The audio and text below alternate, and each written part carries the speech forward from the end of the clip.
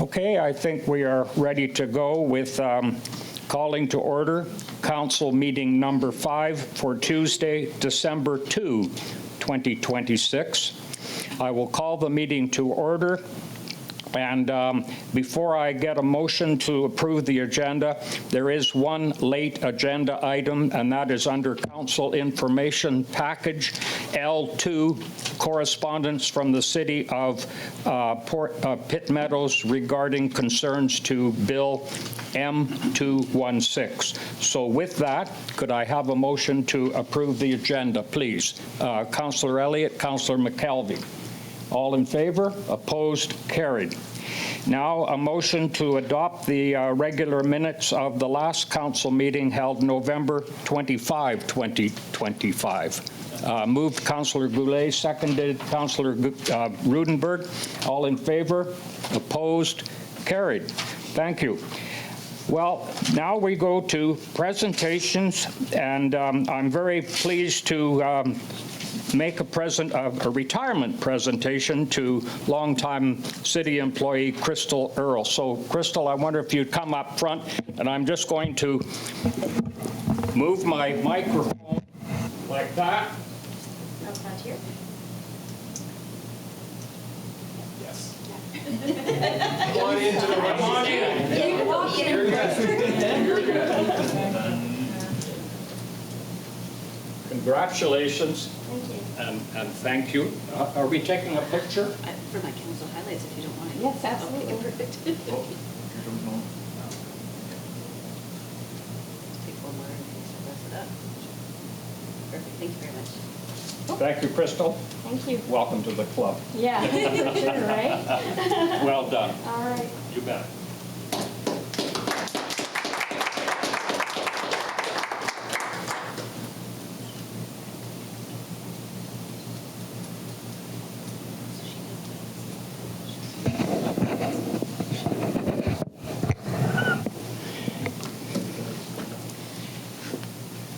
Okay, we are ready to go ahead with our delegation. We have a delegation from the SPCA via the incredible technology of Zoom. And we have Ashley Fontaine-Ost and Sarah Herring and Kahlee Demers. From the SPCA. So, ladies, the floor is yours. Actually, I see 4 of you there, but I only have 3 on my list. So, go ahead with your presentation. Thank you so much, Mayor and members of Council. I'll just share my screen. Please let me know if you can see it. Yes, we can see. Well, I don't see a shared screen yet, but we do have your information in front of us on paper, and I believe on computer as well. So, but if you have a screen to save for the viewing public at home, feel free to load it. I apologize. Just 1 second.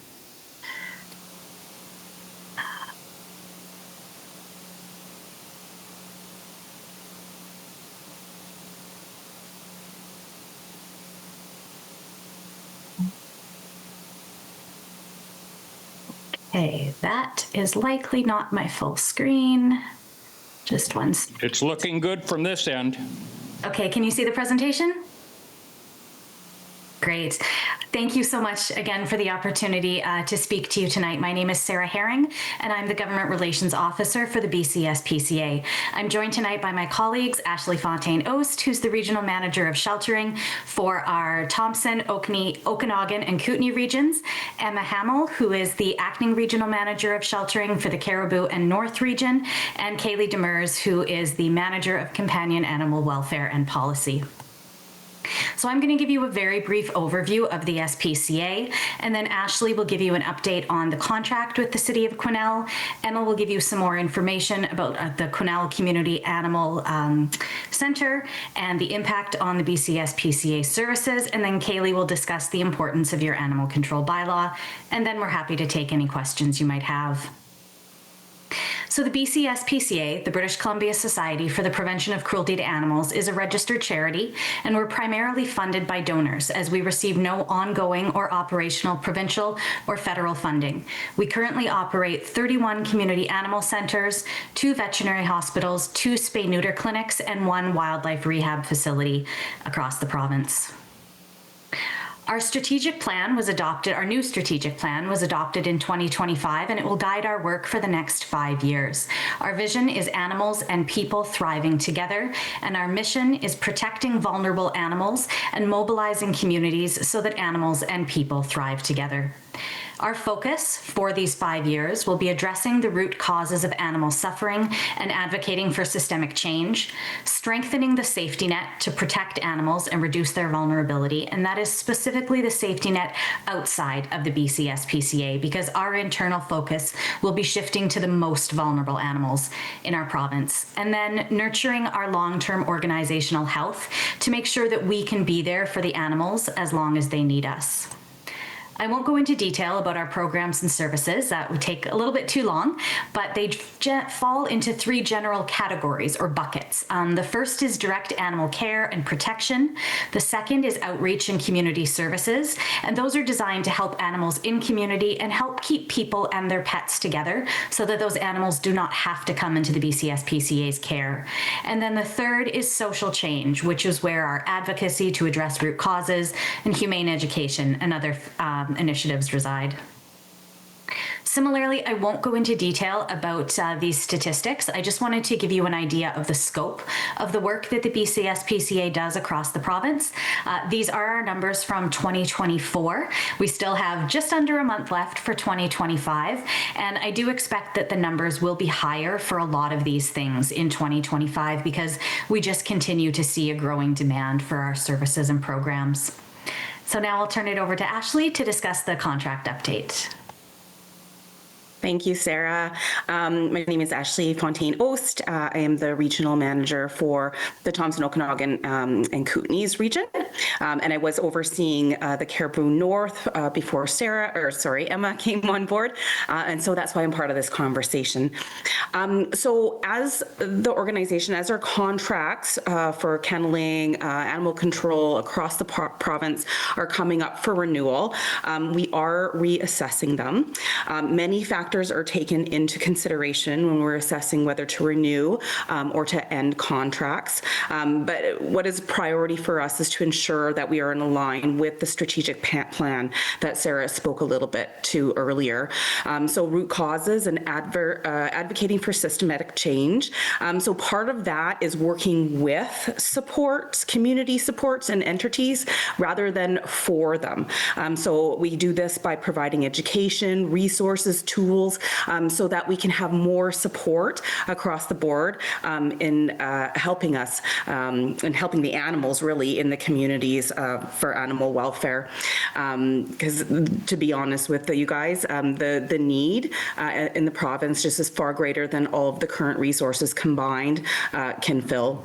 And it's also, working with strengthening our safety net and preventing suffering and reducing the vulnerability of animals.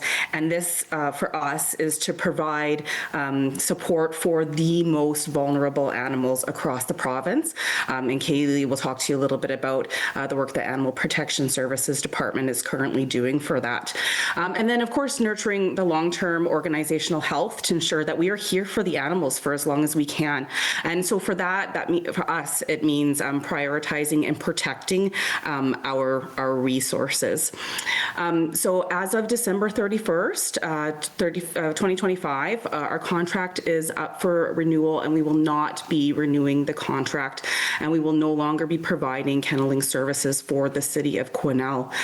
That being said, we understand that, this is a big shift. It will be a big shift for the city of Quesnel.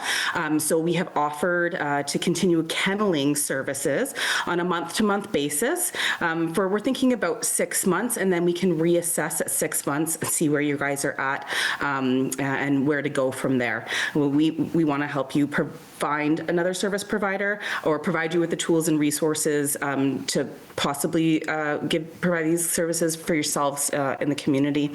And then also as of December 31st, we will no longer be providing animal licensing services. So that will go to the city to be responsible for, even if we do continue kenneling.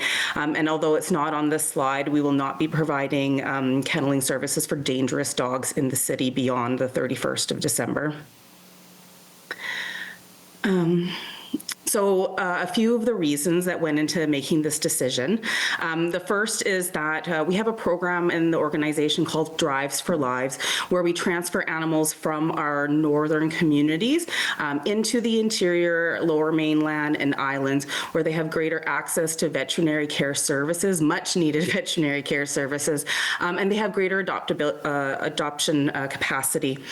So that being said, Quesnel is our transfer hub for the north. They help bridge the gap just because the distance is so great geographically and the travel is very strenuous for the animals.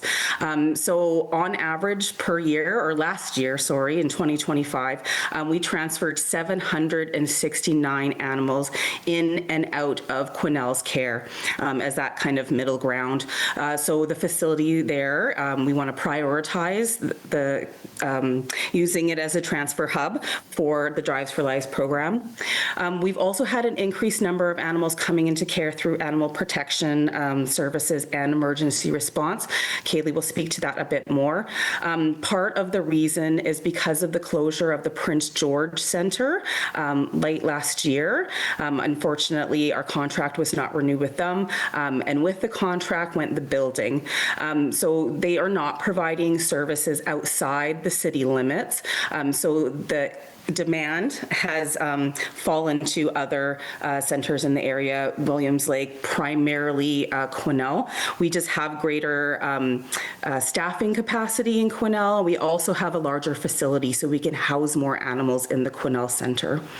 And of course, we've talked about this a bit already. We're shifting our focus to caring for the most vulnerable animals and mobilizing communities to ensure animals in their safety net. And I spoke a little bit about that before, just shifting our priorities a little bit. Staffing, space, are resources that we don't have a lot of, especially with the closure of Prince George. I'm going to pass it to Emma to talk a little bit more about Quesnel, provide you with an oversight of what's expected. Thanks, Ashley. So I'm Emma Hamill. I've taken over the regional manager of sheltering role for the North for the past 5 weeks. And so I'm excited to be joining you today from Dawson Creek. So continuing on from what Ashley noted, just breaking down what this has looked like over the past 6 years since 2020.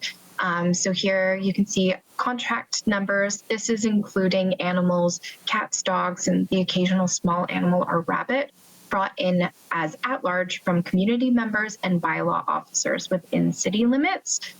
Redemption means that an animal is reunited with the owner and returns home.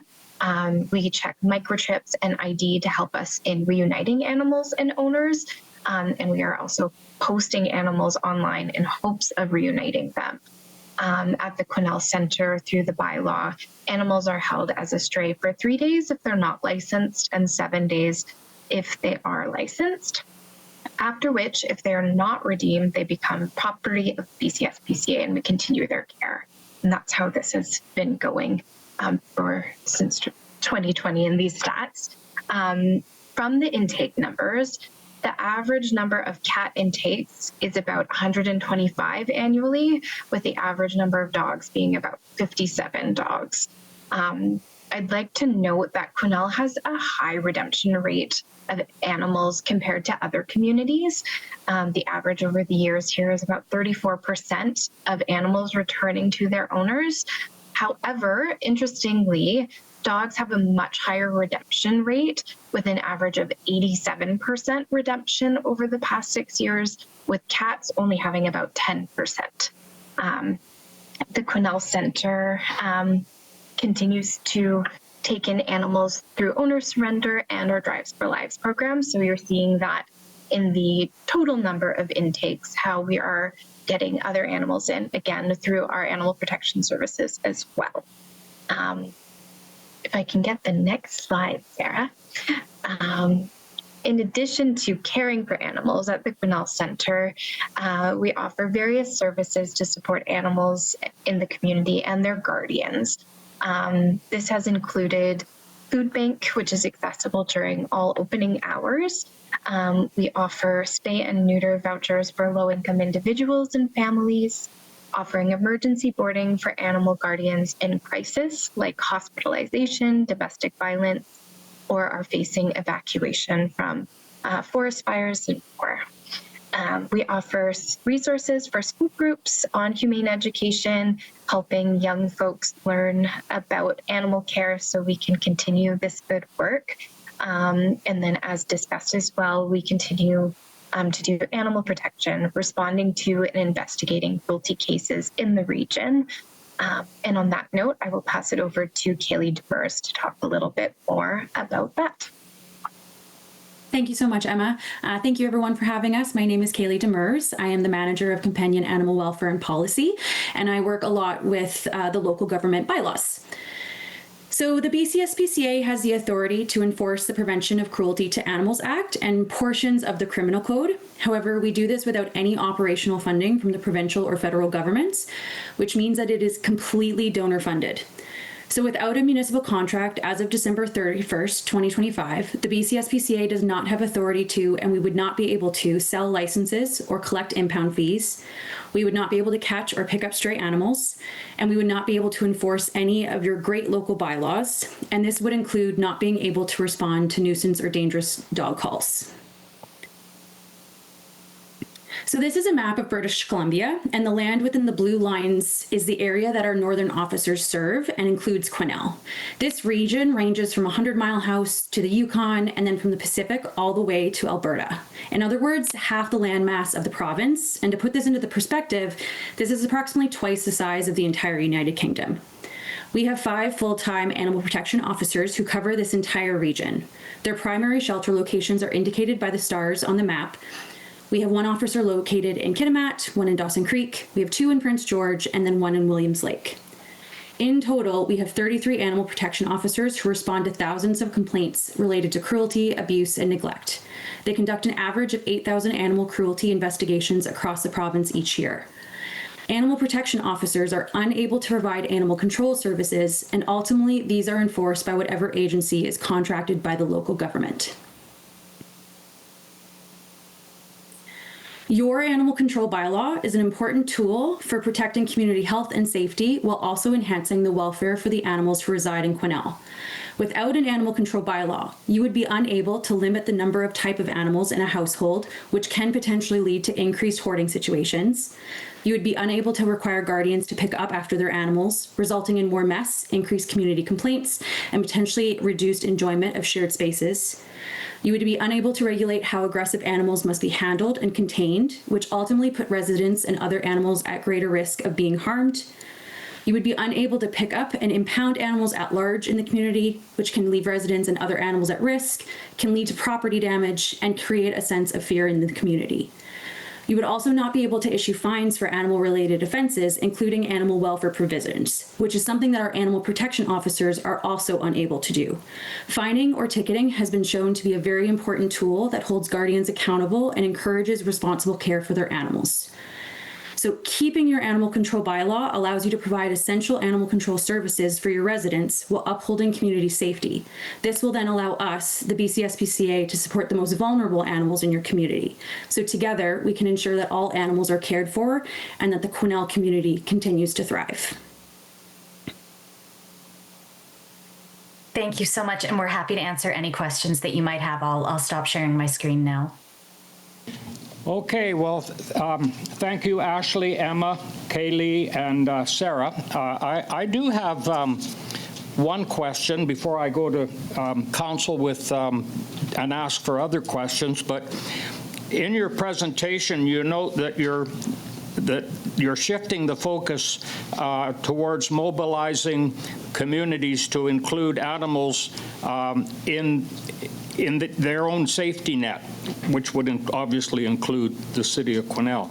My question is, why would you continue operating in Williams Lake and not in Quesnel? Is there a reason why SPCA operations would continue in Williams Lake, given the fact that Williams Lake and Quesnel are very much the same size, and also given the fact that the regional district basically covers Williams Lake and Quesnel, but the regional district doesn't contribute to animal protection and animal services?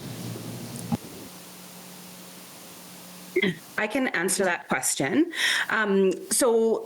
Williams Lake, while it might be the same in size, the amount of animals that we receive from them is half of the number of animals that we receive from the city of Quesnel. That did have very little bearing on the decision. The decision primarily came down to us protecting our resources and prioritizing those for the most vulnerable animals. So with the closure of Prince George, we've been receiving a lot of animals coming in through animal protection services. Large number of animals, large scale intake is what we call them. That's when we have groupings of 5 or more that are not sibling. And with that, a lot of them are sick. They're not coming to us in great condition. They're staying in our care longer as we quarantine and work on their medical and behavioral concerns so that we can move them through the system and into their forever home. That takes up a substantial amount of staffing and space resources. As I had mentioned earlier, Quesnel is the larger center out of the two. We have a greater staffing capacity. So we have a greater capacity to help and assist more animals that are coming in from other communities. And I would say that I'm not sure what the future is going to look like, with the city of Williams Lake or any community. We want to work with municipalities rather than for them, and provide you with your own tools and empower you to join us in improving the quality of life of animals in our communities and animal welfare across the province. We're just taking baby steps to get there. And then also, sorry, just one more point. I talked quite a bit about the transfer program, and that Quesnel is that hub. So once a week, sometimes twice a week, we're bringing in animals into the center. They stay there for a day or two, and then we're moving them out. That takes up a lot of staff resources. It takes up a lot of space, and we want to continue that program in our northern region. We're finding that the ability, the resources that are available there just are not enough for the amount of animals that are coming in. So it's an important program to keep those animals moving through the system, and they're landing in Quesnel. So we want to be able to continue that and to increase that capacity, because these are vulnerable animals. A lot of our large scale intakes are coming from these northern communities. Okay, thank you for that, Ashley. I'm going to open up the floor. Councillor Runge is next. Thank you, ladies, for the report. So I just need some clarification for numbers, and then what you're actually, some of the asks, I think. So the increasing number of animals coming into care through animal protection emergency response from Quesnel, where would we see those numbers? I understand that as you pull those 769 from around the area, that we're getting more, but how many of those are actually from our, because we're dealing right now, I'm thinking just locally, how many are coming from Quesnel that are in that situation?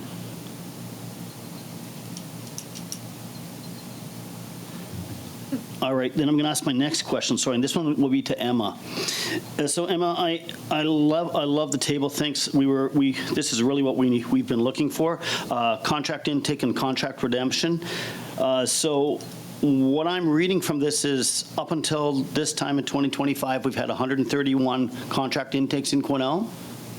and we've had 36 that have gone back home, so 90 or 80 something, I guess. Anyway, our total intake, that number for the 987, two questions. Number one, how many of these are dangerous dogs, and how many are coming to us from outside Quesnel? Yes, good question. So the numbers from the chart that have the contract intakes, those are all from within city limits. And then our totals, I would have to break it down a little bit more for our annual totals there for the 769. And we are meeting with your staff this week and can kind of break down that as well.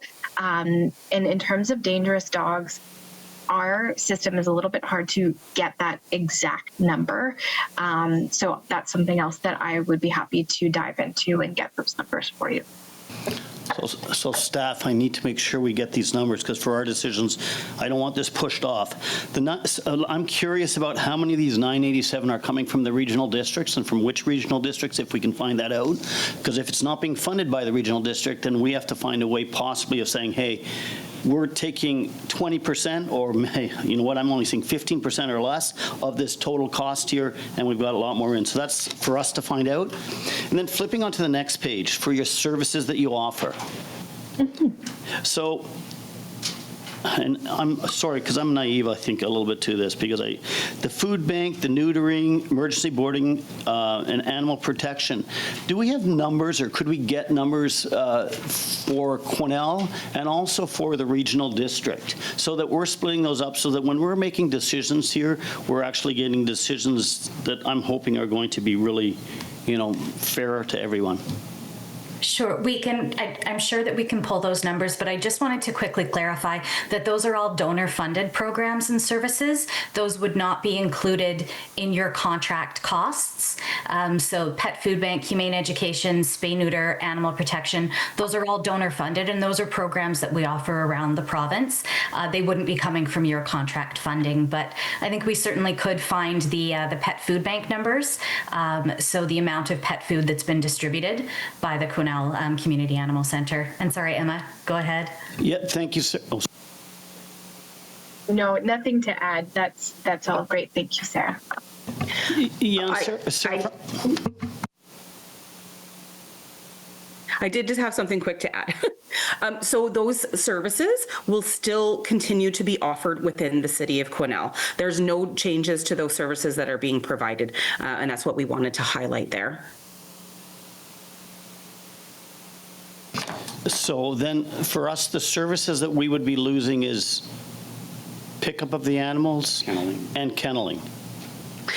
Kenneling and licensing. So we sell licenses currently at the BCSPCA in Quesnel. We will no longer be providing that service. We will no longer be providing kenneling services, and we will no longer be providing housing for aggressive or dangerous dogs. The BCSPCA doesn't provide the city of Quesnel with animal control services.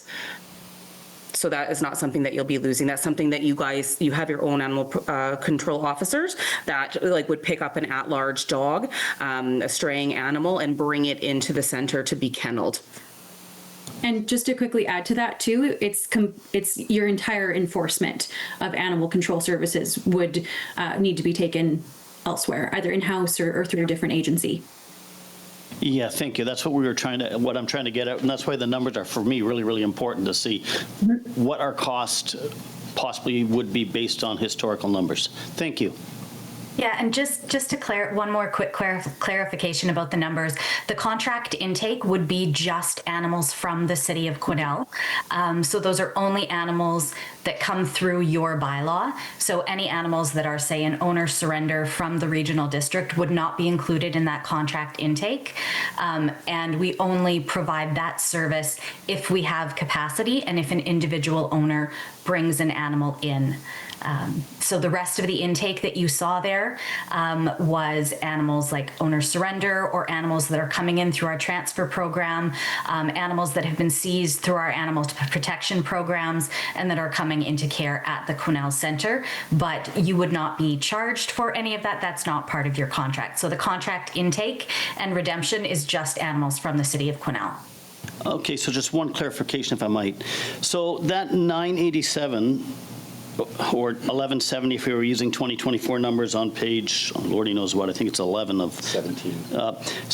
Would we take the 769 animals off of that because those would be transferred numbers? I'm just trying to get a really clean number of animals that have been surrendered versus animals that are transferring through, which we actually have very little control over. So the contract intake column, those are the City of Quesnel contract animals. The total intake, we just wanted to illustrate how many other animals are coming through our center. So that would include the Quesnel animals, but it would be other animals on top of it. So the animals that you would in the future be responsible for kenneling would just be that contract intake number. Thank you very much. And I would just like to add that we will still accept owner surrenders from within Quesnel. And in those contract intake numbers, there are no surrender numbers in there. Those are all like stray and at-large animals that are brought in from within Quesnel city limits. So it does not include owner surrender, and that is a service that we will continue to provide the community with based on space capacity. Thank you. Okay, we're good. You're good to go there, Councillor Runge? Thank you very much. All right, I'm going to go to Councillor Vic. Thank you, Mayor. Hi, everyone.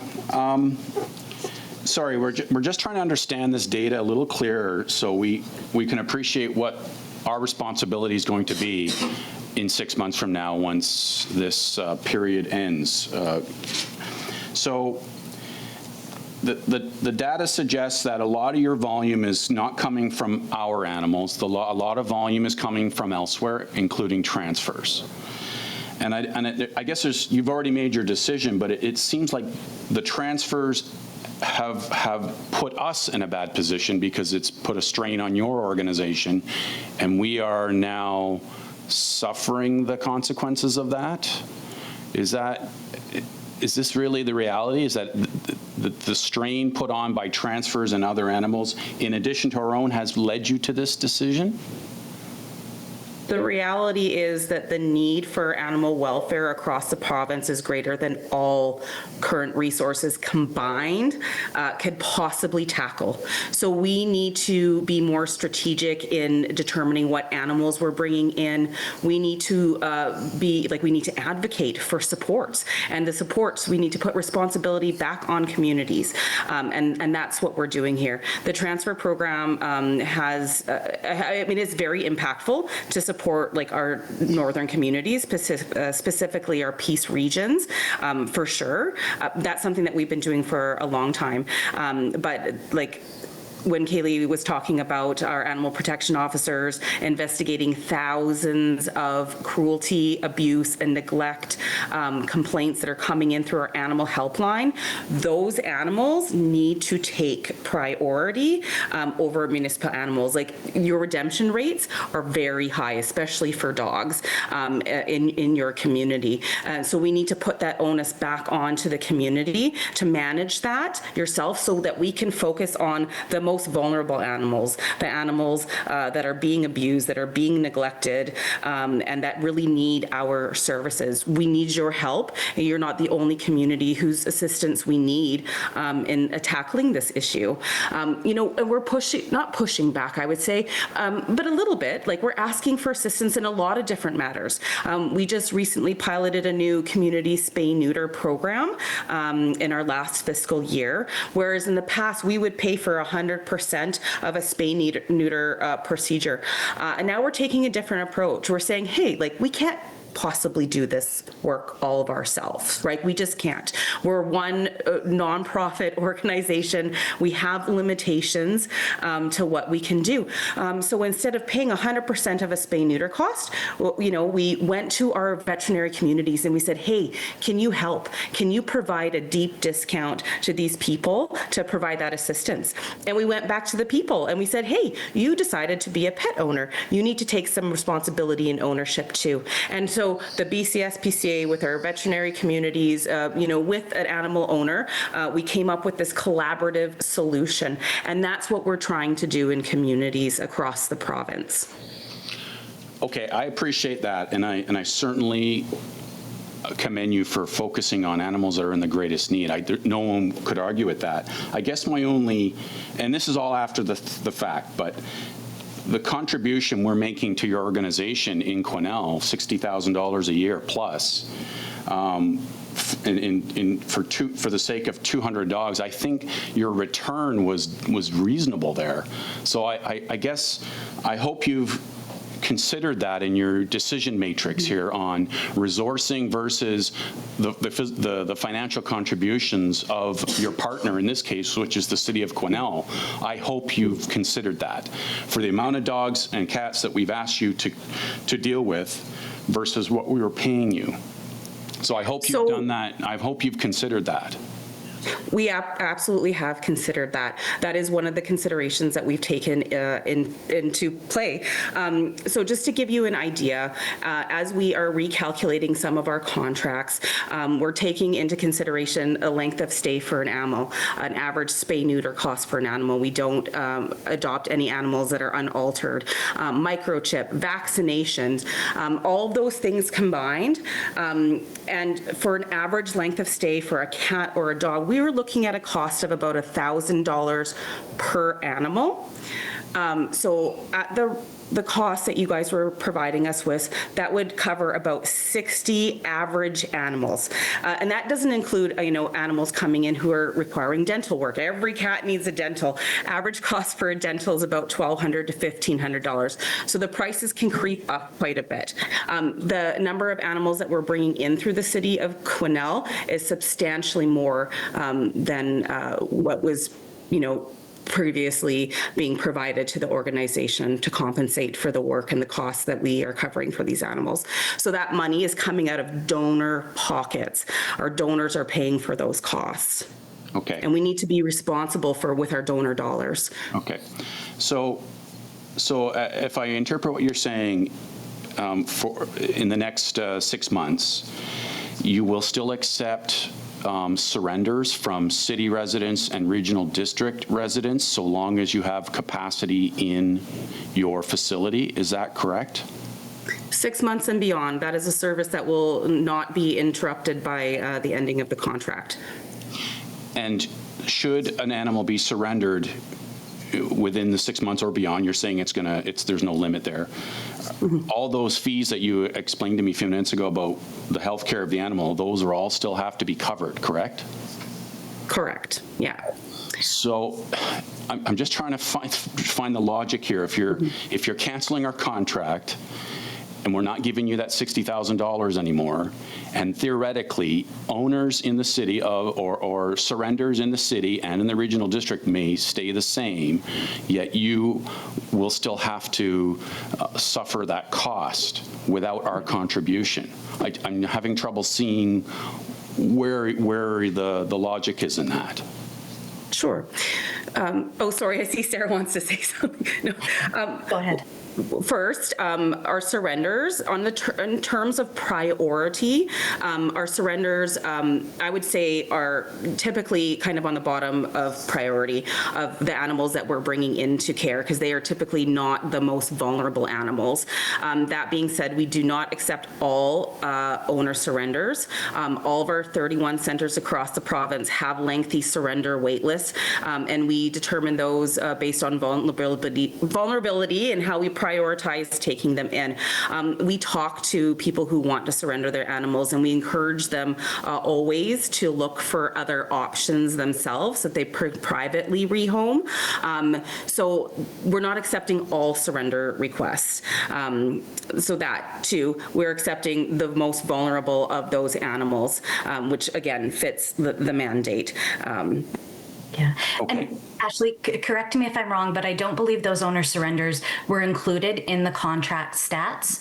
So no. The city of Quesnel is not essentially paying right now for those owner surrenders if and when we can take them. The city of Quesnel is paying us for those stray and at-large animals under the bylaw.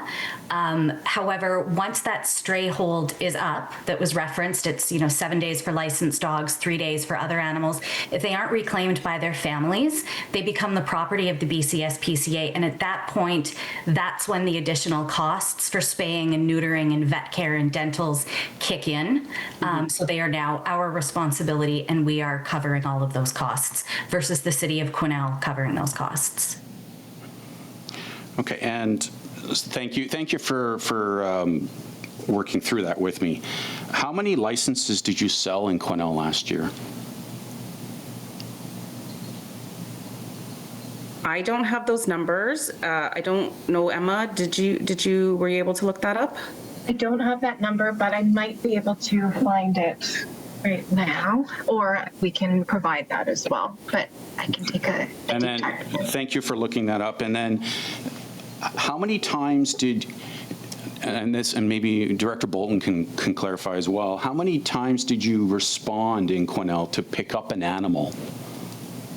We don't respond to pick up So that would have animals. been our own bylaw or RCMP? Correct. Collecting an Correct. animal? Is that correct, Yeah. Director Bolton? Okay. Yeah. All right. And that is not a service that the BCS-PCA offers unless we have an animal control contract with the municipality. So that's not something that we provide. Okay. Thank you. Okay, before I go to Councillor Rudenberg, I just have a little question, and that is that when we're talking about animals that are surrendered, what happens in the case where, for instance, an owner passes away and that animal comes in for surrender? What happens now, and what will be the difference moving forward? That's a tricky question. That's a really tricky question. So it depends how that animal comes into our care. If it is coming in as a stray, if it's coming in as a third-party surrender, or if it's coming in as a surrender by somebody who is an executor or next of kin. So the answer can really vary on how that plays out. Okay, thank you. Councillor Rudenberg.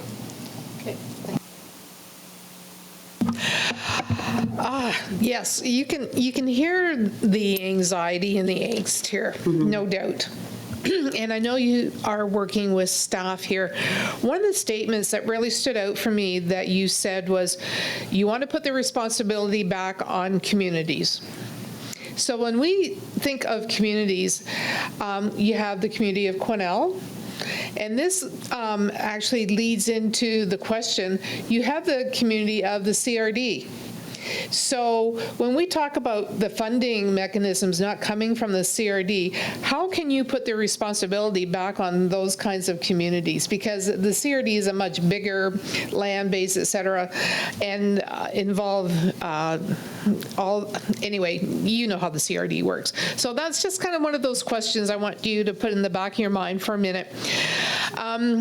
This is a multi-layered onion. And you talk about donation money, providing these services that you mentioned, the pet food, the emergency boarding, animal protection, et cetera. So what happens when those donation dollars go down?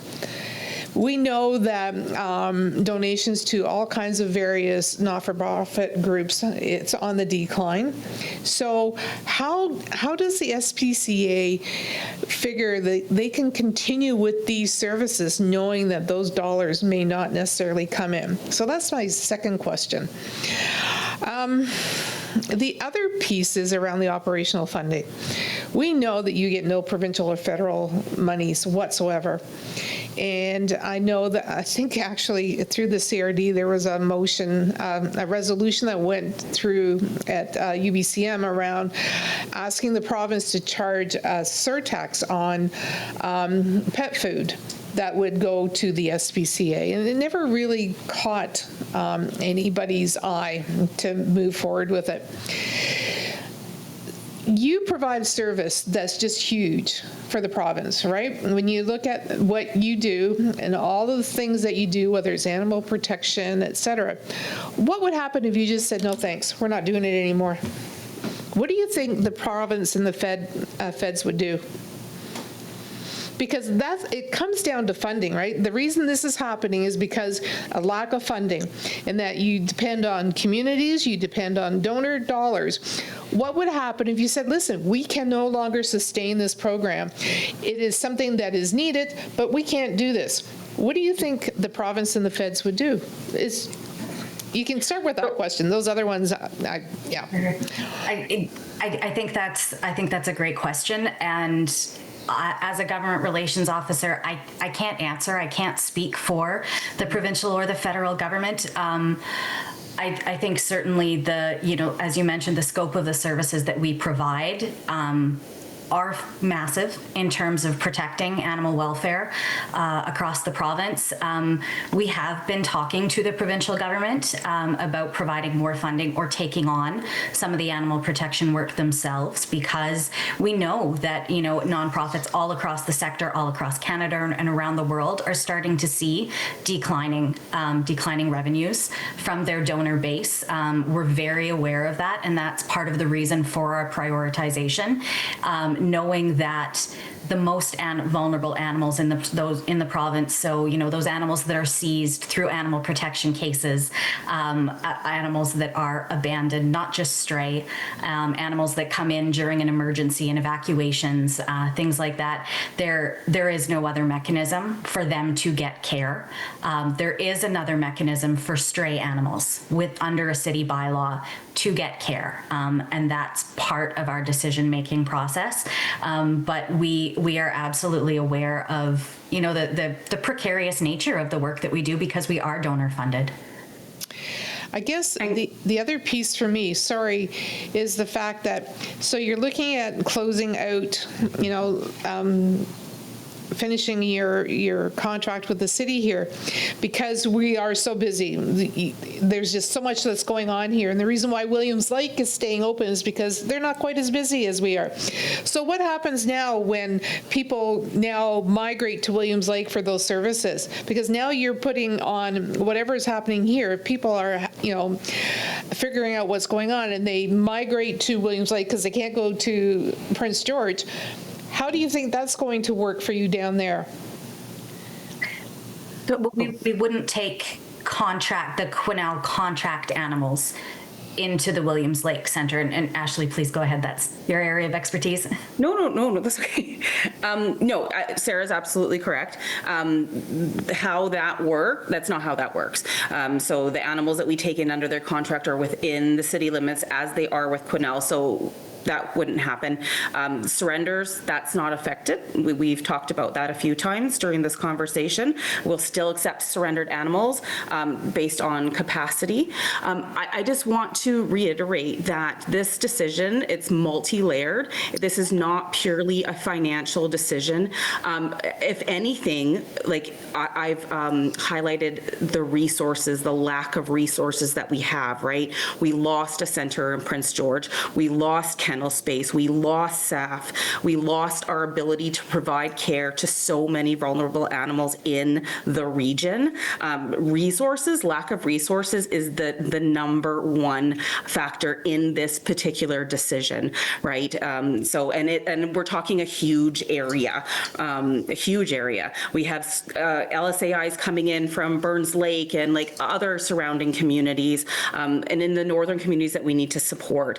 So the financial piece, I would say, has very little bearing, but it was a consideration, absolutely. But in this particular situation, it's just the lack of resources.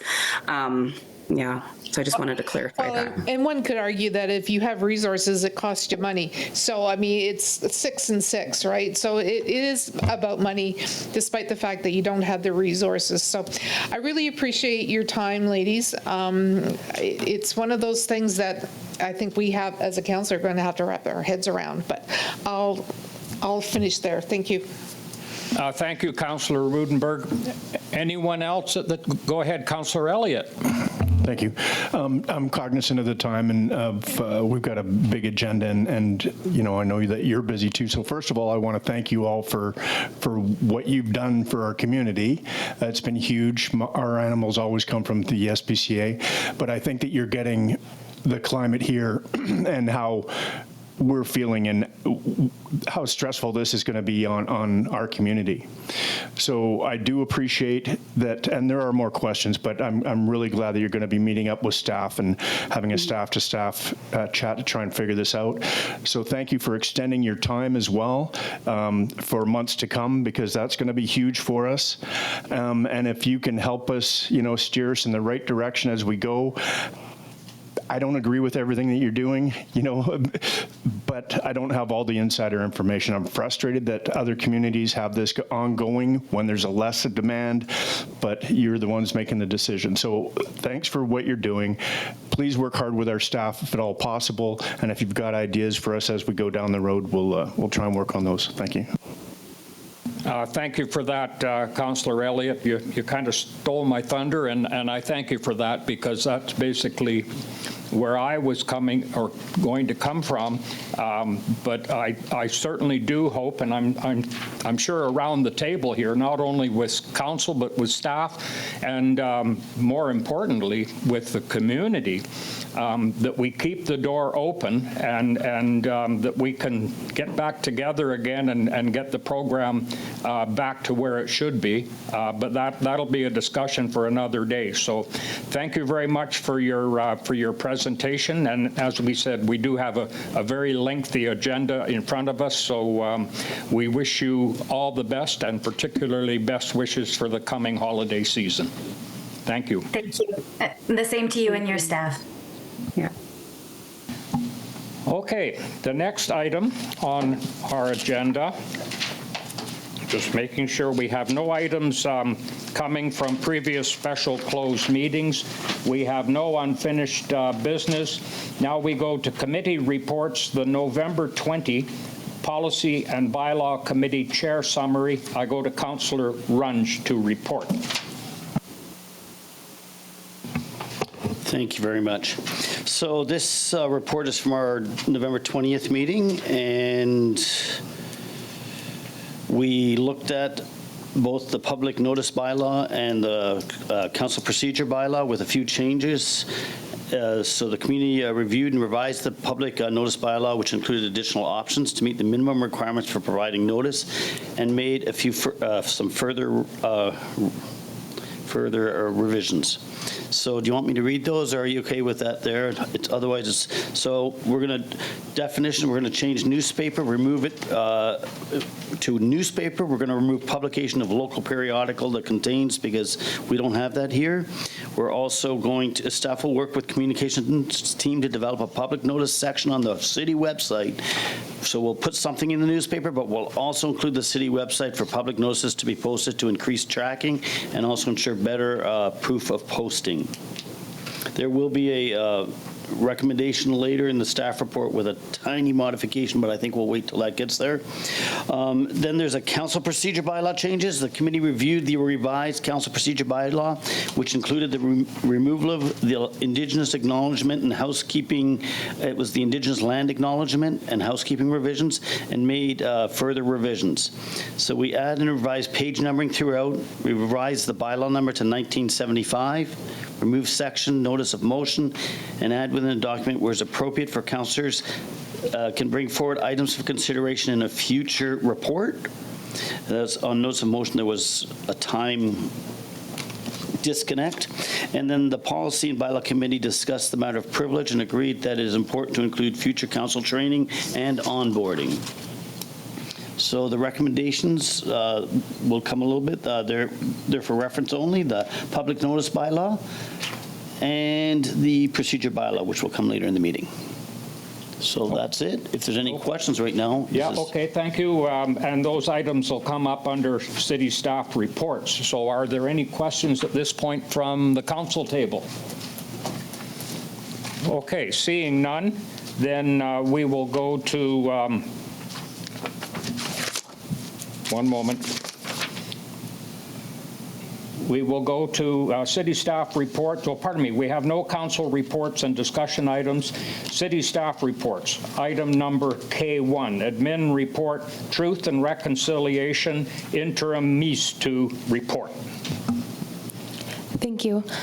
The purpose of the staff report is to provide council with the report titled Truth and Reconciliation Commission Calls to Action, City of Quesnel 10-Year Progress Update.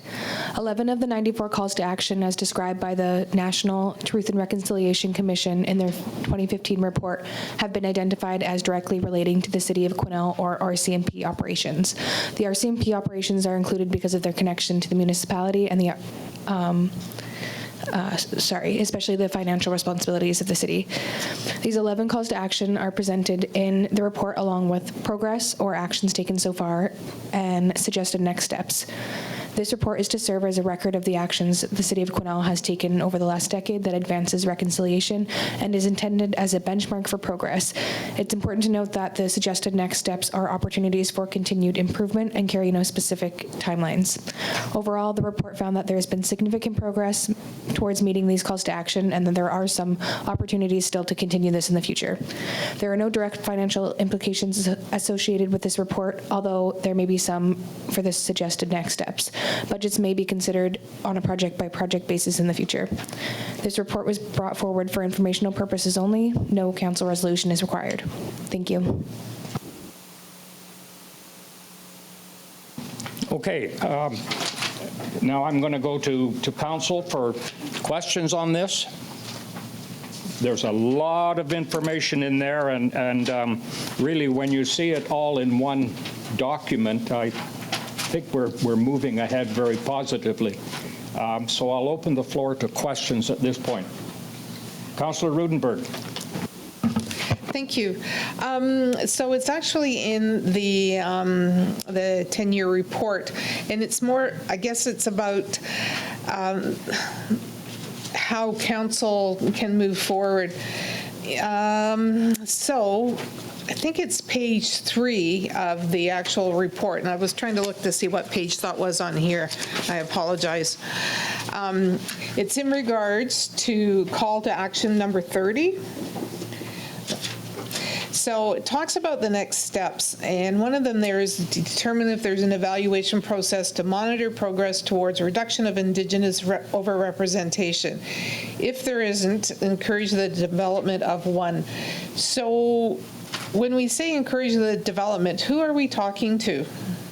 Are we talking to our Indigenous communities, or are we talking to other levels of government? I wasn't sure what that was. Yeah, I think this one was specifically directed towards the RCMP. Okay. That's my thoughts on that, but if you have anything else to add, Joel, please do. Yeah, thanks, Danae. I think she nailed it. I mean, really, this is related to it. Because we hold the contract, we are in a position as a municipality to advocate for this creation through the RCMP, not only to our local detachment, but through E-Division. As well, Crown Council would be a place where we can have some advocacy, and there is a place in which this is occurring now in Prince George through the First Nations Justice Council. So that might also be a place where we can engage as a municipality and say, hey, you know, how is progress being made on these issues that are really multi-generational. Perfect. Thank you. So I guess the next one then was number 34, next steps.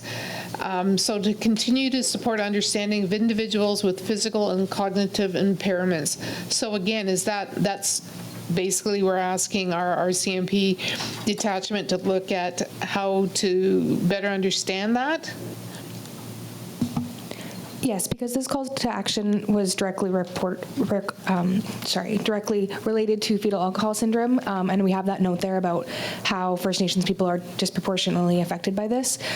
We did want to change it to physical and cognitive impairments, just because there are other things that are involved there. But yeah, that one too is part of the RCMP section. I might not have labeled it so well, but at the top there's calls to action related to RCMP, and then on the next page it switches to actions that are related mostly to the municipality. Okay, I really appreciate how you've laid this out. It's great to understand what the call to action is and what we've done and what we need to do or what we should be looking at doing. So there are a lot of next steps in here, Mr. City Manager. Do we need to say, listen, yes, we need to look at how we move forward, or because this is just it's a report that's been brought forth for information. How do we make sure that we continue on with next steps? Yeah, I think that's a great question. I would see it as if council provides direction for this to be rerouted through the Governance and Strategy Committee. That's what it was set up for, is to look at advancing items that are identified in council's strategic plan. And council's strategic plan is really, there is a big component in there focused around Indigenous relations and support for those communities here. So that would be my advice. And then we would look at from that committee, what are the specific actions that committee recommends that we tackle first? How do we prioritize and then build them into the operational plan in 2026 and beyond? Exactly, because when I look at the RCMP component piece in here, that's a lot of stuff to throw at them all at once. And the same with council. There is a lot of next steps for council to be looking at and to consider, and we can prioritize them. I think that's a great idea, and I do believe that committee is a good place for it to start. Yeah, thanks. Those are my questions. Okay, thank you for that. I'm waiting for someone else to jump in and ask a question, but I just want to make the point that like with regard to call to action number 34, and we were sort of saying that the next steps are really focused at the RCMP, but that goes also to our own bylaw officers and right down the line to staff and right through to council. So it's more than just RCMP, it's all of us together being cognizant of these next steps. And I agree with Councillor Rudenberg that we really need to, and this maybe is something for our Governance and Strategy Committee, to sort of prioritize some of these so we know which ones to sort of pay attention to first, rather than sort of having the whole ball of wax at once, because as has been said, and as is abundantly obvious here, there is a lot of work to go, a lot of work to do, and reconciliation is never a done deal. It will go on, and that's our work to continue with that. So, is there anyone else that would like to come forward at this point? Mayor, may I get a resolution to refer it to the Governance and Strategy Committee, please? Okay, so you're moving that? Okay, yeah. And seconding, Councillor Rudenberg. Is there any discussion on that? Okay, so were we all in favor? Opposed? Carried. So is there any further discussion or business that we need to take on item number K1? Go ahead, City Manager. Yeah, I just want to give some kudos to Danae and all city staff that participated in this. This was a task that I set out based on some advice, because this year was the 10th anniversary of the Truth and Reconciliation Commission and its 94 calls to action. And I created a very lofty goal of, why don't you go and review those 94 calls to action and see how we've done. That was about the limit of the terms of reference that the city manager provided to our intern, and she rose to the challenge. And so I just want to pass on those kudos to her and everybody else on city staff that participated, including our detachment who were involved. It's good to see. Thank you. Yeah, I've got a note here too to thank staff for the passion and the care that has gone into this, because it certainly is a weighty issue and delicate in places. So thank you all. So seeing no more hands in the air regarding K1, I will now go to item K2, Admin Report 12/26, Airport Grant Director Norburn to report. Thank you, Mr. Mayor. The purpose of this report is to seek council approval to apply to the British Columbia Air Access Program, or BCAAP, for a facility master plan at the Quesnel Regional Airport. The Ministry of Transportation and Infrastructure recently announced a new intake of funding for BCAAP applications for 2026-2027. The ministry established BCAAP in 2015 as a multi-year funding program to enhance the long-term potential of BC's aviation sector. The the city has applied for in the past and been successful in obtaining funding from the program in 2016, 2018, 2019, 2020, and 2024. We had successful grants that we've completed projects for. Under the program, facility master plans are 70% funded for communities smaller than 15,000 in population. The proposed project will create a master plan to maintain current infrastructure while also planning for future projects that could be covered under grants provided by BCAAP. The city applied for this grant in the 2024-2025 intake but was unsuccessful. The grant at that time provided 100% funding. We're hoping that with the change that they've made, while it will require a city contribution, it will also increase the number of communities that are able to get approved for this funding, which hopefully will include Quesnel if this motion passes. The estimated project cost is $35,000, 70% of which would be covered by BCAAP. The cost to the city would be $10,500, which we would include in the 2026 budget. The recommendation is that Council direct staff to submit a grant application to the British Columbia Air Access Program for 70% grant funding for a facility master plan at the Quesnel Regional Airport based on the estimated eligible cost of $35,000.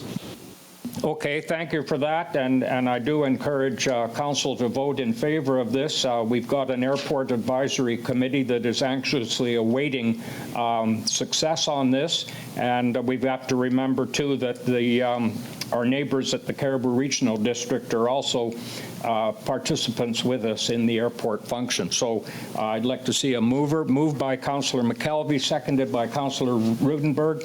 Are we all in favor? Opposed? Carried? Oh, you have a question. Go ahead. Thank you. So I think this is a wonderful idea. I'm just hoping that we can use some of our previous master plans that we've had in the past to build on that. The project costs, are you looking at those as consultant costs to prepare that report? Is that where that $35,000 is going from, or is it something else? No, that's what the cost would be. Thank you.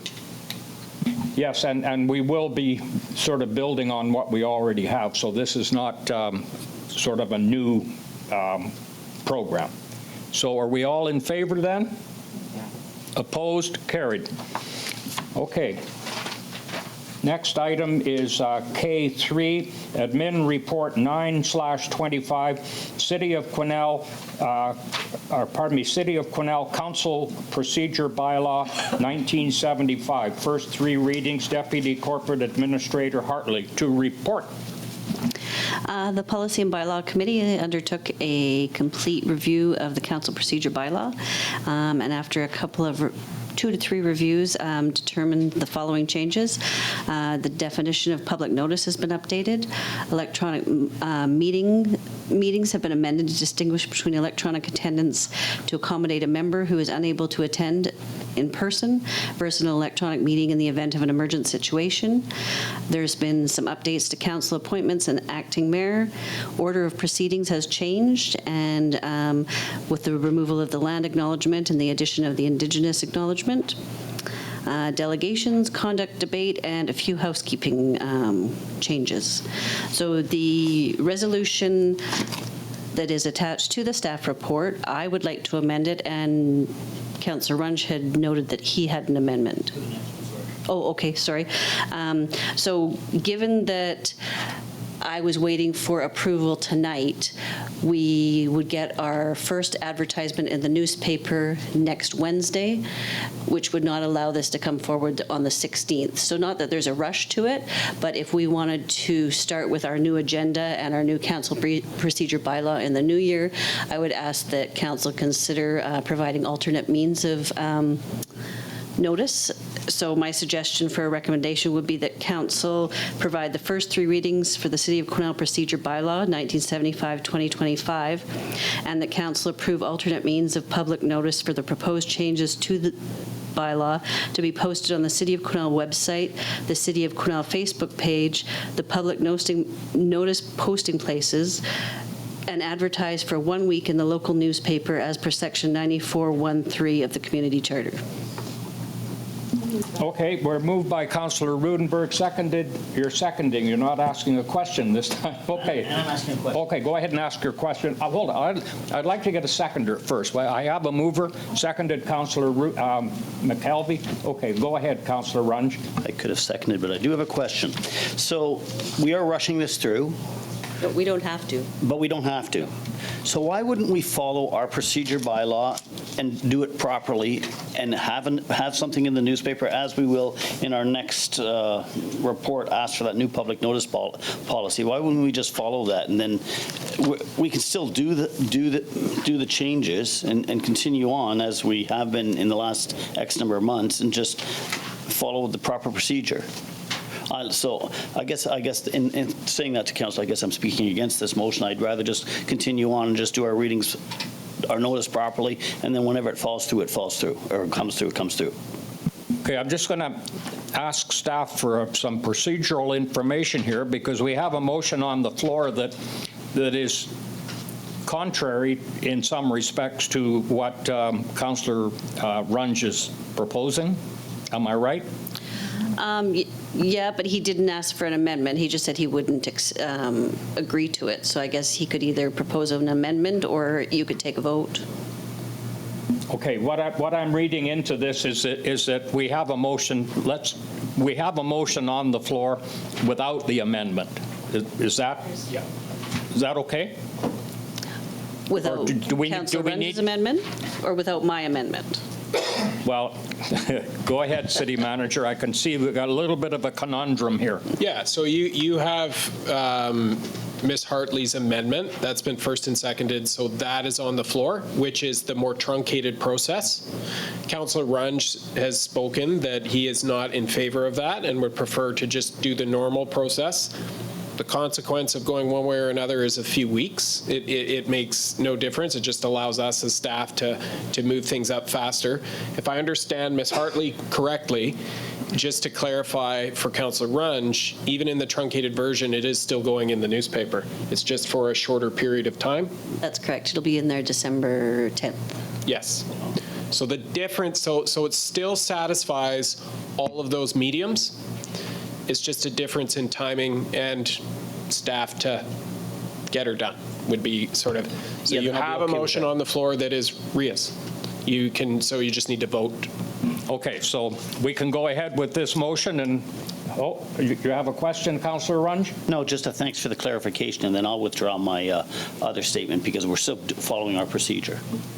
Okay, so we have a mover, we have a seconder, now let's have a vote. I actually need to provide clarity, because in all fairness, you as council are allowed to vote for an alternate means, but our procedure states twice in the newspaper. So it will be, if you agree to this, only be posted once in the newspaper, on our website, on the Facebook page.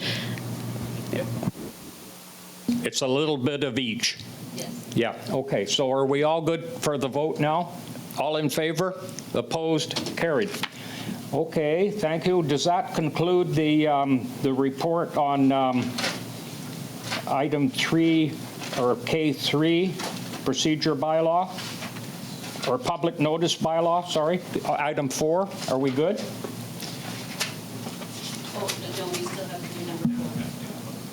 Well, now we're moving to number 4. Okay, so this is, and again, this is Deputy Corporate Administrator Hartley, and this is on City of Quesnel Public Notice Bylaw 1976. Am I on track there? Yes. Okay, thank you. That is comforting. The Community Charter and Local Government Act require local governments to provide advance public notice on certain matters of public interest to facilitate opportunity for public participation in local government decision-making. Section 94.1 of the Community Charter sets out the default publication requirements to publish public notice in a newspaper once each week for 2 consecutive weeks for such matters. Section 94.2 of the Community Charter authorizes the council may, by bylaw, provide for alternate means of publishing a public notice for such matters, instead of the default publication requirements. When drafting the proposed bylaw, staff researched best practice and looked at how other municipalities were implementing alternate notice. The proposed bylaw was discussed at the Policy and Bylaw Committee on September 18th, 2025 and November 20th, 2025. The committee considered the principles for effective public notice that include reliability, suitability, and accessibility as prescribed in the Public Notice Regulation 52-2022 and determined that the following mandatory and alternate means of posting a public notice would ensure the most effective and transparent notice for all demographics. Where the city is required to publish a public notice in accordance with Section 94 of the Community Charter, rather than publishing the public notice in accordance with Section 94.1 of the Community Charter, the city will instead publish the public notice by posting to the public notice posting places, posting on the City of Quesnel website, publishing once in a newspaper, and by one of the following additional means of publication: posting the public notice on the City of Quesnel Facebook page, or publishing for a second time in a newspaper. The recommendation is that the City of Quesnel provide the first 3 readings of the City of Quesnel Public Notice Bylaw 1976 of 2025. Okay, thank you for that. Moved by Councillor Elliott. Yes, thank you for that. And Councillor Rudenberg, I remembered your name. There we go. Councillor Runge, question. Yeah, thank you. So first off, the little quotation mark after on the last line there, I think we should remove that. And so I just need clarification for this, and because I took it as publishing once in a newspaper and a second time by one of the following means. I would have added a second time in there, because we publish once in the newspaper and on our public posting page, and then we publish again in one of the other means, right? So that what I'm scared of is I don't want to give a notice. We give one notice right away, and then we straight away have a vote. We do need to give that time for people to, have it perk through their brains a little bit, or everybody, so that 2-week notice would still be met.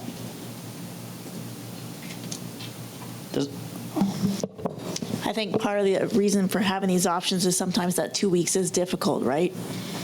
So this, like we said, we often would still post twice in the newspaper for lots of the stuff we do, but in those rare situations where time is of essence, we might post them right about the same time, once in the newspaper and on Facebook about the same time, and on our website. So here I sit on the Policy and Bylaw Committee, and I just assumed that we would have still that 2-week notice. Isn't that in the Community Charter that we have to have 2 weeks notice in between That's the standard process, but councils are allowed to adopt alternative processes, which was the process we were going through, right?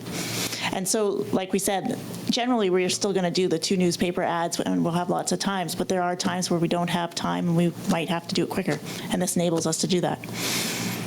Yeah, I guess that's where my issue comes up. I agree absolutely with that, but I'm scared that it will become a process issue.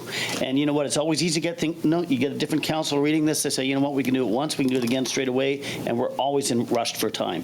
And the whole idea with the 2 weeks, I believe, is to give the public notice that if they're away on vacation, they can come back and they can see it again, and they can actually respond to it. And so that's why I just, I think I'm at fault here, because I thought it was, we had a 2-week window in between there, and we just had alternate means of showing it to the public. So once guaranteed for the newspaper, and the second time after 2 weeks, maybe not for the newspaper, but maybe for the newspaper also, but with other means for sure. I guess the one thing we can say, it'll be posted on the city websites, and that'll stay there, so anybody could come and check that, right? If they feel they might have missed something, they can go look at it there, right? Except that the decision will have already been made, possibly. Depending on the issue. And they've only had 1 week to notice. For sure. So, Could I just jump in here with an ask? Is it possible, I mean, I know it's possible, but has thought been given to maybe bouncing this back to the committee, or just to tweak the wording before we proceed? I was just going to suggest that if we put in there that the mandatory 2 newspaper postings, then it makes the policy redundant, or the bylaw redundant. Yeah, because it's just adhering to the community charter then. That's right. So then we go ahead, Councillor Runge. Going back to our bylaw discussion, I believe because we had a long discussion about this, and the idea was, because the newspaper, if it's not being read by enough of our public, and we want them to read the newspaper all the time, but if it is not, it still needs to be in another source. That's really where my intention was, that we needed to have other sources where the public would also see that. But with that, still came the 2 weeks' notice. So for me, the 2 weeks' notice is really, really important. So if the only way that we're going to get back to that right now is that we have to have it the second time in the newspaper, okay, then we're going to do that. I understand, though, that I'm trying to get around in my head, like, how do we do it if we have an emergency thing? How do we let the public know and we give them as much time as possible so we don't have a quick solution? Thanks, Joel. Go ahead, City Manager. Yeah, I mean, there's no perfect solution to this, I think, but I understand your point, Councillor Runge, which is, you know, you don't want to truncate the process and people's inability to engage with their local government and know what's going on. So I think certainly from staff perspective, that's it too. There's a couple of ways to deal with this at this point in time. I mean, based on the committee's recommendation, that is why this is here. I think there's two issues, which is one, the flexibility to post in other places while still supporting our local media outlet and ensuring that the public that engages with it has access to it. The other is this issue of time is of the essence in some cases. And so I might venture a suggestion, which is if one way we could deal with this is we could pass this and then have staff monitor through the next year. How many times are we actually, and report back to PABCOM, truncating the process? And that way there's some transparency around, well, is this being used as it was intended by council or not?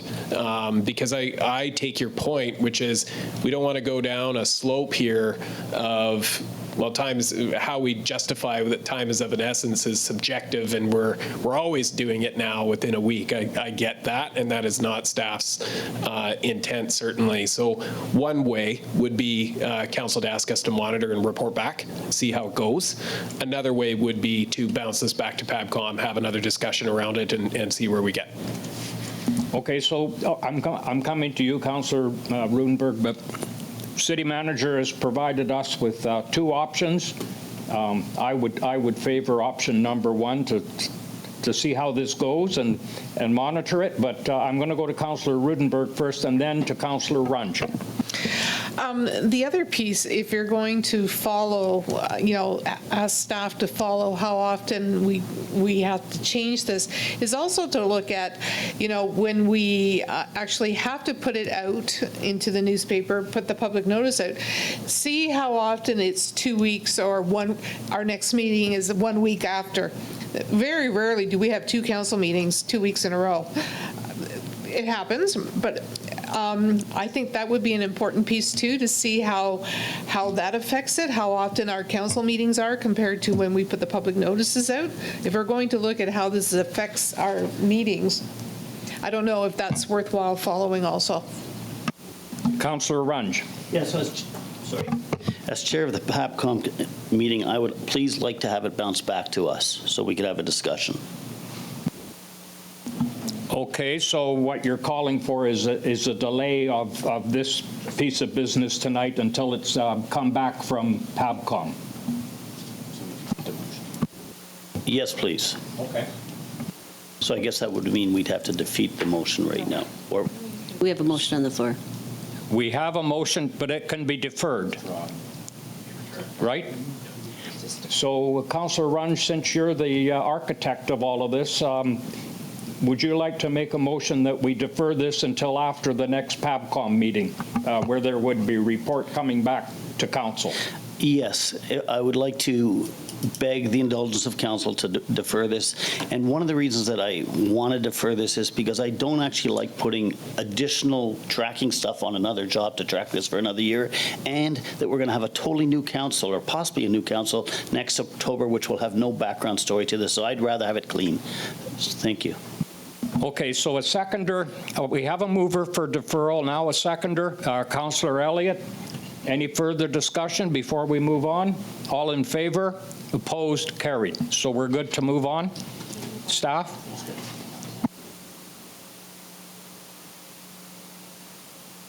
We're good to move? Director Bolton just brought up the fact that the council procedure bylaw that we just approved refers to the public notice bylaw. Oh, I see, another wrinkle. So, Yeah, if I may jump in, I would suggest that the council procedure bylaw can move forward as originally planned, but this component of that bylaw that refers to it is just held in abeyance or a state of stasis, if you will, until we can get back to it and then bring it up to speed so that it matches the procedure bylaw. I don't see a major risk to 3 more weeks or 4 more weeks of talking this one through on the vis-a-vis how it impacts the procedure bylaw, right? Because we would just be reverting to the existing public notice bylaw. We would just have to change the reference in the council procedures bylaw, which would mean we have to amend the council procedure bylaw if we finish the document. If we change it back, yeah, so we'd have to go back through both of them again. Okay, so do we need to retract the procedure bylaw tonight then to give us the space to do that, or see where we land in PABCOM? Before we adopt the council procedures bylaw, the next one, we'll have to see where we're at with this bylaw, because we might have to pull back one reading and amend this to take out the reference to that bylaw. Okay. And then proceed with readings I again. see. Yeah, I understand. Yeah, okay. Is that clear for council? yeah, so, Yeah. Super clear. okay, I'm going to go to Councillor Rudenberg next. Because I don't know the rules. Is there any way of just pulling that piece out so that we can still move forward with what we okayed tonight, but say that that piece no longer is in there? Or is that making it even messier? Yeah, it makes it messier. That was what I was proposing. Okay. Yeah, It's okay. not often you'll catch me on a governance issue, but tonight you did. Well done. Okay. So yeah, we'll proceed as laid out. Yeah, we're okay. All right. This is what is called the pregnant pause. So do we need any further resolutions on this piece of business, or we can move on to the next one, and between staff and the architect over there, we'll get this sorted out. Okay. So thank you for that. There? Oh, I'm sorry. If Go I ahead. might humbly suggest that, if the rest of council can attend the next PABCOM meeting to understand where the discussion has gone, where it's going to, and help us make this move forward, that would be wonderful. Just saying. Thanks. Okay, thank you. I think we beat that one to death. So now I'm going to go, so we're done with K4, thankfully. Now I'm going to go to council information package, and I have asked that the letter from the city of Pitt Meadows be brought forward. Ria, do you want to read that into the record, or should I? Okay, go ahead. November 26, 2025, addressed to the Minister of Housing and Municipal Affairs. I'm writing to express our concerns with Bill M216-2025 Professional Reliance Act. We understand that the intent of the bill is to streamline approvals and reduce administrative costs for development. The approach proposed in this legislation, however, is likely to have the opposite effect and create unnecessary risks to both human and environmental health. The letter goes on to outline challenges with the professional reliance model, liability for local government taxpayers, inefficiencies and processing delays, loss of local knowledge and authority, lack of clarity and consideration of other legislation, and the absence of consultation with local governments. In closing, the City of Pitt Meadows supports efforts to reduce duplication, improve timeliness, and accelerate housing delivery. However, these goals must be achieved through collaborative, evidence-based approaches that do not weaken local government and oversight and create public safety concerns. We urge the provincial government to reconsider this bill. Okay, thank you for that. Go ahead, Councillor Elliott. Well, thank you, Mr. Mayor. Yeah, I too asked for this to come forward. For me, I mean, I'm trying to wrap my head around the whole thing, and they're trying to speed up housing and enable more housing, but when you dig deeper into this bill, there is a possibility, if they take it out of our hands, that that we're still liable down the road, and that's the key. So if So I did ask if Director Turner would like to speak to this too, because I think I'm understanding it, that if developers or whatever their title is going to be recommend this, it's out of our hands now, and they would be liable so long as their company is still intact. If not, if it switches, then it's going to come back to, the potential is it could come back to the city. Am I getting that right? Thank you, Councillor Elliott. I think there is an ability to say that no one really knows. There's a lot of uncertainties with this. The opinions that we are seeing out of some of the law firms definitely suggest there is some real concerns with regards to risks for many reasons with respect to the way this is laid out, from the aspect of liabilities that those engineering firms might not be, or professional firms may not be able to take on for a variety of reasons. And that would eventually come to us. And remember, the city is almost always named as a co-defendant in any application. And so if a firm is unable to cover their liabilities under that, it almost always falls to the city. And that's being recognized and is being mentioned in a number of groups' responses to this bill. Mr. Mayor, if I could just follow up on that. Yeah, go ahead. That's really helpful. And that so the concern is there, and the concern is coming from a number of communities, and I would like to suggest that we pen a letter, not piggybacking on somebody else, but putting in our own with staff working together to let our concerns be known. But I'm sure there's more conversations to be had. Yeah, let's hold that thought. Be looking for a motion. Councillor Rudenberg. Thank you. I was just going to make that same suggestion because they actually moved the deadline for submissions from December 2nd to January 6th. So we have time to work with staff to pen a letter in regards to opposition of this bill. Okay, thank you. Councillor Elliott, are you moving to do a letter of our own creation? Councillor Rudenberg is seconding. Are we all in favor? Opposed? Carried. Okay, thank you for that. And now we go to bylaws. Oh, pardon me, we have no correspondence other than that piece of correspondence out of the council information package. Now we go to bylaws, and we're going to first go to Bylaw 1979, City of Quesnel Official Community Plan, Bylaw 1979, third reading. Moved Councillor Elliott, seconded Councillor Vic. Are we all in favor? Opposed? Carried. Now we go to bylaw number 1980, City of Quesnel zoning bylaw number 1980, 2025, third reading. Moved by Councillor Elliott, seconded by Councillor McKelvey. All in favor? Opposed? Carried. A couple of things that I want to mention here, that it seems kind of fluky that the bylaws that we are replacing, the new bylaws are 1979 and 1980, but the old bylaws that we're replacing are 1879 and 1880. So how did that happen? I'm not going to ask for an answer on that, but I do want to take this opportunity to really thank Tanya and staff and the staff generally for putting this together. It is a pile of work, and you guys have done a great job to the point that it almost seems like overkill in putting out the public consultation and the notices, and herding people through all of this is like herding chickens, I'm sure. So thank you very much for that. So we can, that explains the reason why we've got about 460 pages of agenda here tonight. We have no new business, information and question period.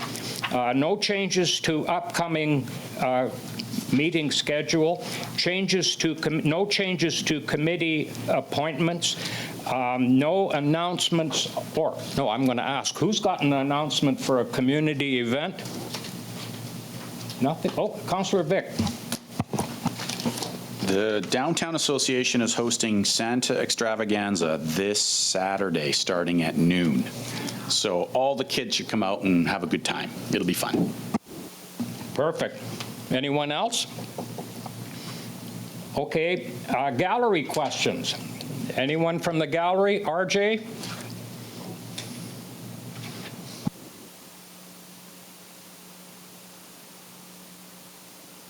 You know the drill, RJ, your name and your address, and you got 5 minutes to make your speech. Thank you very much. My name is RJ Pruin. I live at 382 Rodders Drive. And the reason for requesting your attention for a couple of minutes is that I won't be able to attend the next meeting on the 16th of December. And usually I'd like to send my greeting, Merry Christmas, and thank you all at that point, just slightly before Christmas. We had a fatal tragedy in my family, and so the emotion is still very raw. But I won't bring this in to this tonight. I think when I look at our city and our city people and you good folks who contribute so much with the improvement that we see almost on a daily basis, such as the building next door, such as, you know, Tony, your building that is in great progress, and what a success that was and that is, and you know, and I can talk forever because this city is part of my love life, and I'm going to die here, and that should be fairly soon, but I'd like to thank you, all of you good people, that we talk to each other off and on about different things. And I am so grateful. I look at all these plans and all the report that I take home, and I don't throw this in the garbage. There's piles of them now, and I'll go back and look at them. And one, for example, that particularly is the two gentlemen that are retired and the fine lady tonight that retire, Matt Thomas, and which been with our city for 33 years, and the other fine gentleman that was working for our city for 46 years. This is fantastic. And these great people, I got to know them, you know, over the years. Not that I did a whole lot of business with them, but I got to know them and see how devoted these guys are, and ladies too. So, you know, they cut the lawn over there, and I'll be walking over there and have a chat with them for a couple of minutes. So thank you, Councillor, Mayor Paull, and all of you guys that are in the background and working your butts off every damn day. And so, as a senior citizen, I have dealt with this city a long time. I can go back to, you know, the 80s and 90s when I had something like a whole bunch of houses and duplex and fourplex, et cetera, et cetera. So I had lots to do with some of you here. So, and Christmas is coming, and like I said before, I cannot be here due to an appointment that we have in Prince George, Lily and I, and so I want to wish you the best of health to each and every one of you, and all the success and all the gathering with your family, which is so important. Our family is this whole town, not just our immediate family, but this town is a love life. And as men, we don't say these words about love, but it is in my soul, and I was blessed to have parents who did love me, and I love them too. So, and I love my partner, Lily, and so, plus the magnitude of information that you folks bring me in every meeting is so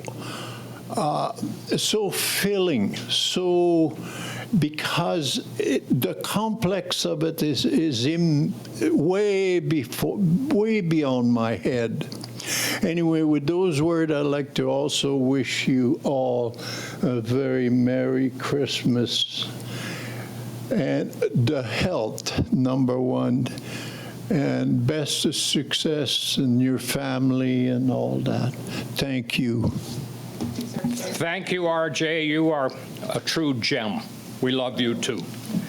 So, hearing no more, oh, another one. Not to be upstaged.